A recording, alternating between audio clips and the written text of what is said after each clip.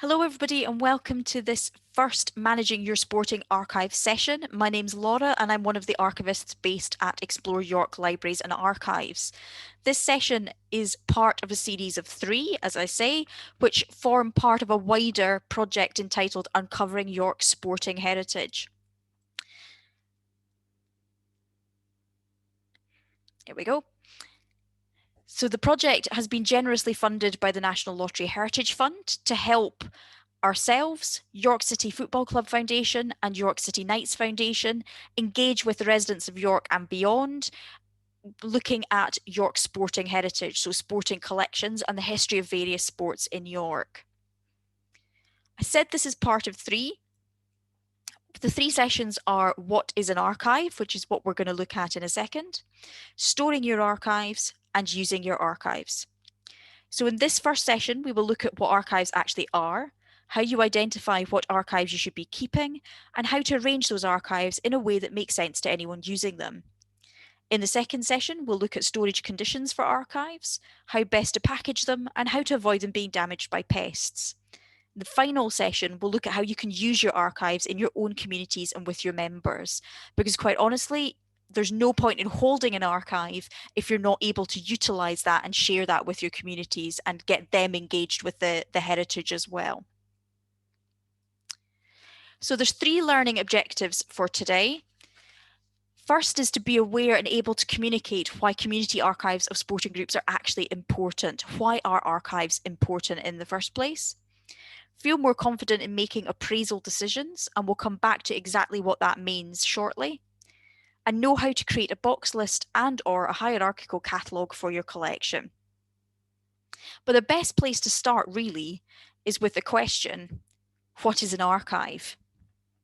So this quote on the screen is one that I found that I thought was particularly useful in describing what an archive actually is. So it reads, in the course of business, lots of organisations and people accumulate archives. These include government agencies, local authorities, universities, hospitals, museums, businesses, charities, clubs and societies, professional organisations, families and individuals.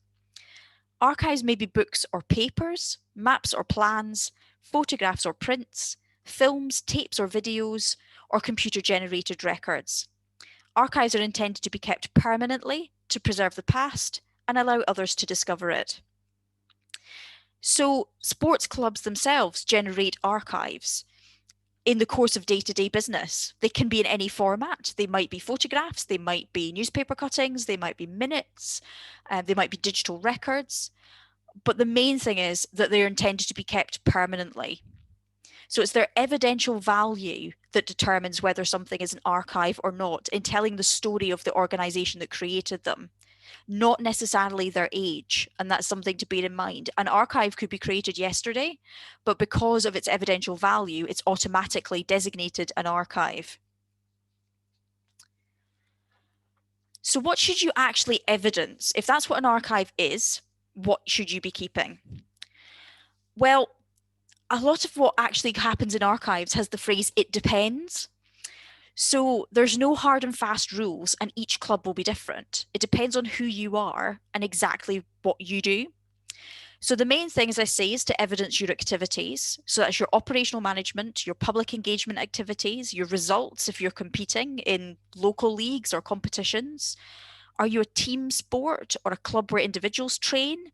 Do you meet regularly or ad hoc? Do you keep photographs of events? Do you have correspondence with members, programs, publicity? What do you actually have? The best starting point is just to gather together what you have and have a look at it. Bear in mind, you do not need to keep everything, and not everything that is old is an archive. Something can be hundreds of years old but have absolutely no evidential value. So whilst it might be of use in a museum or in a cultural context, it's not an archive. So this whole process of deciding what you have and making decisions about what you want to keep is what's known as archival appraisal. Do not be afraid to throw things out if you have reason to. So the aim is not to keep everything, as I say. You're looking for evidence of your activities. What you might find, though, is that when you pull everything together, you've actually got some gaps. So you might want to put a call out to members to see if there's anybody who might have the missing sets of minutes or correspondence that's gone out where there's no centralized copy being kept. So what are you missing? If you do that, do be prepared for an onslaught of interested people, though, and make sure you record who gave you the records, when they gave you the records, and on what terms. So it might be worth creating a short agreement form for the people to sign, just so that both parties know exactly what they're doing. And in that respect, archive services can help with that. They can actually help you create something that will do the job. So you should be looking for things that are worthy of permanent preservation as evidence of your activities. In terms of what you do with them then, the thing to bear in mind is no two archive collections are the same. So unlike in a library where the classification system is set, so for example in Explore we use the Dewey system for the local history collection, and there's a predefined structure that was designed for every single book that was ever likely to be published. So every book that is published has a predefined number in the Dewey system that shows where it goes and where it sits contextually. Archives catalogues don't do that, which is why there's a lot of it depends. It depends on what survives, and the catalogue is created based on what survives rather than what might have been created in the first place, and what the organisation does. So speaking for Explore, we hold over 500 community collections, including a number of sports clubs, large and small, but the structure of no two archives catalogues is exactly the same. Bear in mind when I say don't keep everything, we're not interested in every invoice or receipt. You will need to keep those for legal and financial purposes, so you will need to keep those for a set period of time to fulfill your legal and financial obligations. After that point, they're less likely to be archival. High-level financial information, for example, like reports and accounts or balance sheets, that's probably more likely to be archival because you get a greater overview of what's happening in the organisation. I wanted to give you an example of what one of these collections might look like, what you might actually have when you start pulling everything together. So this photograph is not a collection held by Explore. This is the York City Knights Foundation archive. So talking about York City Knights Rugby League club in York. As you can see in this photograph, though, there's an eclectic mix of materials. So there's photographs, there's programs, there's published materials, there's a minute book on the bookrest in the back of the photograph, there's a flag that's been handed across at the start of a match, and there's a rugby jumper there as well. So it might be that you have what we refer to as hybrid collections. So you might have paper-based materials, you might have photographs, you might also have some artifacts as well. So this presentation is focusing on the archives, the photographs, the digital materials, the paper-based materials, the volumes. You may want to take advice on specific pieces of clothing and specific artifacts from a museum specialist, but you can easily keep the entire collection together. Don't think about splitting it. They just have slightly different conservation needs and kind of preservation needs going forward. So you've gathered everything together, you know what you've got. You might have put a call out to members and you might have plugged some of those gaps. So the next question is, what do you actually do with it? How do people find what you have in your collection? The most straightforward process is what's called a box list, which does quite frankly what it says on the tin. So the box list is a case of going through what is in each physical box, or what is on each USB drive, or what's on a computer hard drive, and listing everything that's there with some basic details. The idea with this is to get an overview of what you have, and whether there's things like personal addresses in there that might be subject to the Data Protection Act, anything that you've got to worry about. So in this example of a box list, which is one we created in 2014, and the template for this is downloadable off our website, it's a very simple form. You could recreate this in Word. If you didn't want to download our copy, you can create it in Excel. There's just a box number, a file number within that box, a title, which is usually quite short, an extent, which is it one item? Is it one book? Is it one file? What the covering dates are, a bit about what's in it. So if it's meeting minutes, does one particular set of meeting minutes have the rules of the updated rules attached to them? Important things that people might need to look out for that might not necessarily the title might not necessarily give information about what's about that particular item. Access conditions, so is it fine for anybody to see? Are there data protection implications in there? And a bit about the physical condition as well. So it's a straightforward, go through everything, and then you've got some form of spreadsheet or document that says exactly what's in each place. And depending on the size of your collection, that might actually be all you need. So you can find everything you're looking for from a list like that. You can search it and find what you're looking for. If you want to physically pull all your information together into more of an archives catalogue, then you might want to look at a hierarchical structure instead.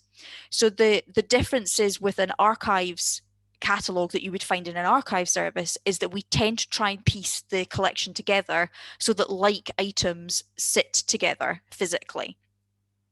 So to give you an idea of what this looks like, the best way I could think of for doing this was by looking at an electronic file structure.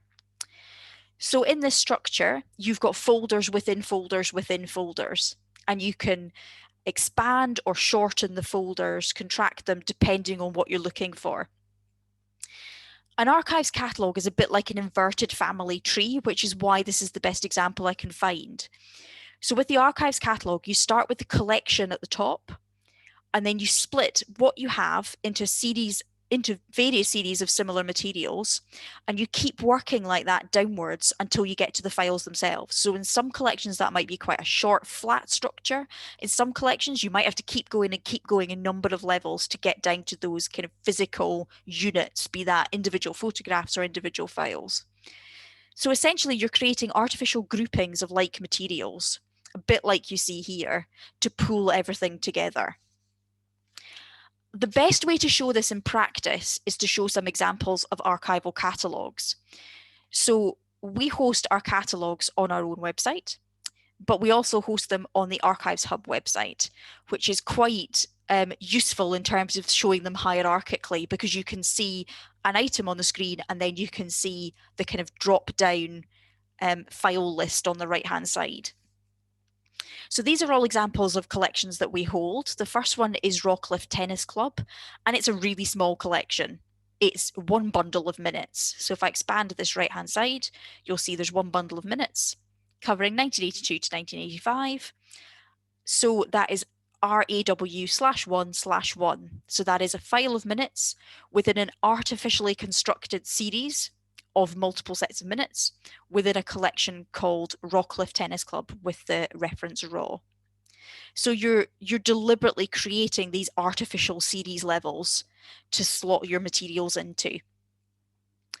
Rawcliffe Tennis Club is really straightforward. It is one bundle of materials. So if we look at something that's a bit more complicated and look at Ebor Cycling Club, you'll see in this one, it's got 6 different series. And within that, each one has its own set of items sitting within that series. Some of them are more complicated than others. So in the case of operational, it didn't make sense to pull all the operational records together and just sit them all one next to the other in the same series. So it involved another set of splitting them out into records, memberships, and badges and logos, just to give you smaller groupings to make it easier to see. You can also get much bigger collections. So one collection that we have on loan from York City Football Club Foundation is their archive collection, which is predominantly match day programs. If you look at the size of this collection on the Archives Hub site, it's 3,598 items. It's much bigger, and it's got a much longer date span, so 1923 to 2020. The bulk of that collection actually falls under match day programs. So if I load this one, it will take a second to load. There we go. You'll see this is one series, but series can be any size. They can be 1 or 2 items within a series, or in this case, we've got about 3,300 items within a series. And you just keep going, adding the numbers in as you work your way through. In the case of this particular series, we ran everything chronologically, so you could still see things in context. So the 3 collections we've looked at up until this point are all physical collections. They are physical items held in a physical archive, in our case at York Explorer. What happens where you've got a collection where part of it is physical and part of it is digital? Well, to be honest, it's not much different because your one catalogue structure can cover both collections. So if we have a look at the River Foss Society archive, so this is not a sporting archive, but it's another community group in York, you'll see the structure on the right-hand side. The bulk of this collection, the vast majority of items listed here, are physical collections. But if I go into the series RFS 13 under water quality, we have 2 physical files, pollution in fish and litter, and then a number of digital files as well. So you can run your digital files and your physical files in the same series. As long as you know physically where they're located, that's the main priority. So if we go back to the presentation and go back through here, I wanted to give you a bit of summary of this in somebody else's voice. So this is a film that was created by Explorer in 2014 to kind of summarise a lot of these points with my former colleague Sarah Tester. So I'm going to play a section of this just to summarise everything that I've been saying.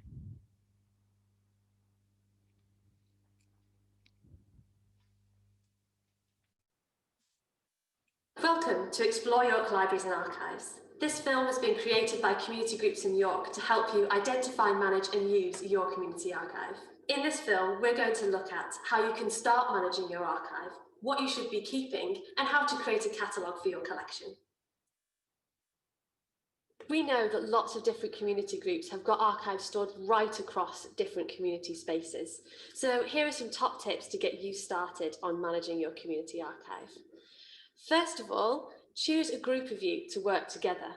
This is going to be really helpful to keep momentum going, and you can also share your different skills and experiences, as you will all have something different to offer to the process. Next, you need to find your collection. If your collection is spread across lots of different locations, you need to find one place where you can bring it all together and process it as a group. It's really great if you could use a community hall, or if somebody is feeling particularly generous, they could lend their spare bedroom or their living room. Next, think about what is your collecting policy. So what is really important and valuable about your community archive that means you want to collect it for the future? Remember, having too much information can be just as unusable as having too little. Once you have all your collection in one place, you need to think about creating a box list. So listing individual items systematically box by box. This will give you a feel for what you have overall and be able to make some important decisions around your material. Finally, you need to decide what you should keep and what you should throw away. Really bear in mind that just because something is old does not mean that it needs to be kept forever as part of an archive. So we're now going to look at a few different types of records to see whether you should keep or not keep them as part of your archive collection as you're working through and processing it. So for each of the answers, if you could hold up a tick or a cross, we'll be able to have a discussion about each one. So first of all, would we keep minutes of meetings? Yes, this is a core record as part of your archive collection.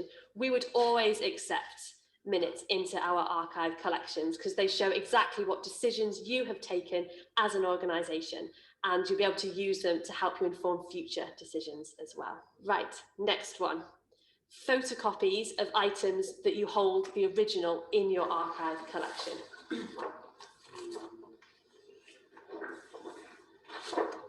Generally speaking, as part of our archive collections, we don't tend to keep photocopies.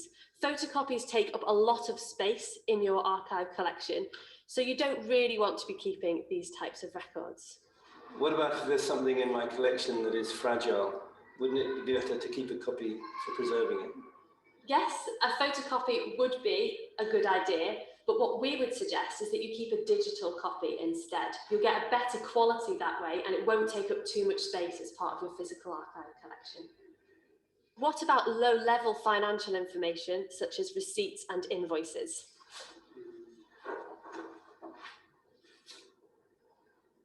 Generally speaking, we wouldn't keep low-level financial information as part of an archive collection. It can take up a lot of space and actually won't give you an overview of what your financial activities are.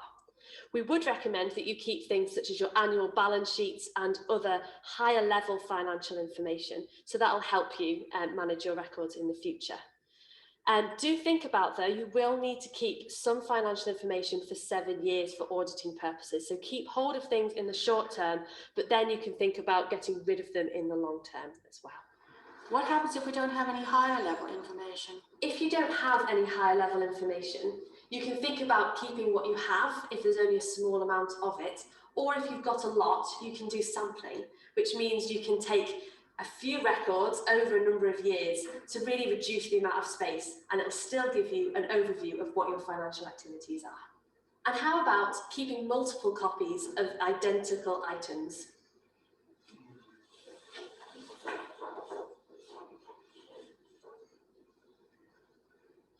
Well, this is a little bit of a trick one, because actually, as part of our own archive collections, we would keep 3 identical copies of the same item.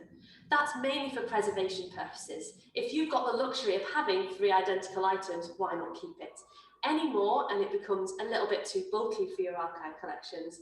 But if you have 3, it's great for if you want to do any exhibitions and displays, especially if it's a particularly visual item such as publicity or photographs. Well, this activity has shown us that there really are no right and wrong answers to think about when you're managing your community archive. You really are the best people to know about what is important to your community group and for your community archive. Is there anything to be aware of when you're disposing of documents? Yes, there are a couple of really important things to think about when disposing of documents.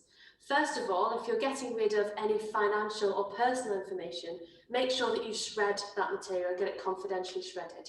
That's very important. You also need to bear in mind the Data Protection Act. Any personal information that you have in your archive that is less than 100 years old will need to be closed to the public. There is further information available on this, so you'll need to bear in mind and make sure you know the rules when you're processing your archive. So now you have a list of what you have in your collection. Now you need to think about how you arrange it. Archives are traditionally arranged in a hierarchy. So if you think about the files on your computer and how you have folders within folders until you eventually get to the items, that is exactly how archives work as well. For example, you start with the entire name of your collection and then you work downwards, almost like a tree. You need to think about the different types of records you have in your collection.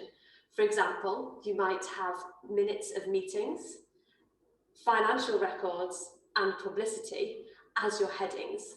Then beneath that, you may have individual minute books, individual financial records, or different types of publicity. You may find that one section in itself needs to be subdivided into different types of records. So publicity is a great example of this. So you may have photographs and press cuttings as 2 different separate sections. Then beneath that, you can list all the individual items. It gives you a really good overview of what you have in your collection, and hopefully will mean people can navigate it much easier. Under each section, make sure that items are listed in date order, starting with the earliest. Why can't I start with the most recent document and then work backwards?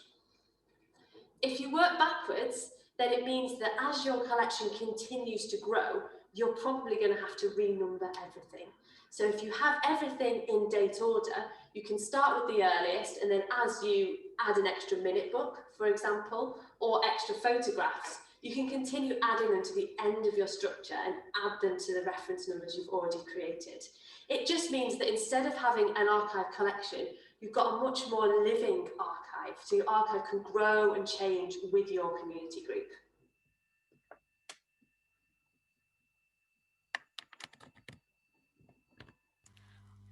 Right, so with that in mind, where can you find additional support? Well, that film was actually made using, it's on our YouTube channel, it was our own staff, it was our own materials that we used. And at the same time as those films, we created some archival guidance for community groups and in particular a guidance booklet for community groups. And the 2 links are on the screen now. And there's also a lot more information on our web pages. So exploreyork.org.uk, you'll find all the information there as well. The information is there too. So that's the end of this first presentation. Thank you very much for listening. Obviously, if you're watching on YouTube, there is no question and answer, but you can always drop us an email at archives@exploreyork.org.uk if you've got any questions that arise as a result of this presentation. Thank you very much.